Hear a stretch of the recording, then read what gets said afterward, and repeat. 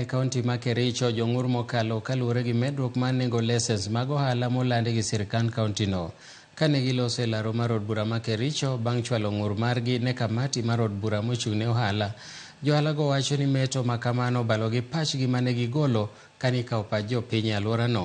Giwacho ni mopogore gi kauntino medo nengo mar license gatamalo 50, sani koro idwaro ni gichul siling 60,000 higa ka higa kaka rate mag lope mong'ere kaka land rates. Gilero ni nengo masani mar license ni malo kendo nyalo miyo thothgi were gohala.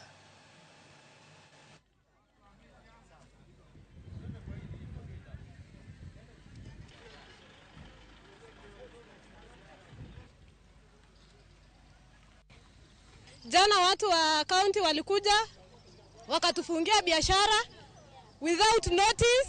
You can imagine mtu umepika chakula masaa ya lunch, ilikuwa Thursday, ilikuwa siku ya soko, tulikuwa tumejiandaa. You can imagine losses tulinka jana. Sasa tunaomba hata kama ni kukuja watueleze, hatuwezi kataa. Na hiyo pesa wamesema tulipe wapunguze. Tunasema ile kioski tulikubalia watu wachome na alipe license peke yake.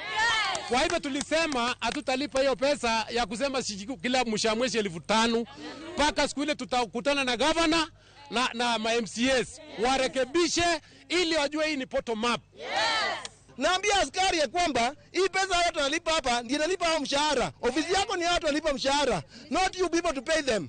Bring more investors to Kericho so they can survive. We are suffering actually. This is the first time we are suffering. Kericho was number 1 in revenue collection in 1990s.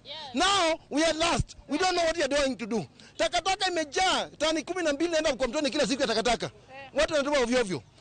Tuangalie mikakati, tuwe na public administration, tukutane, tusemeshane.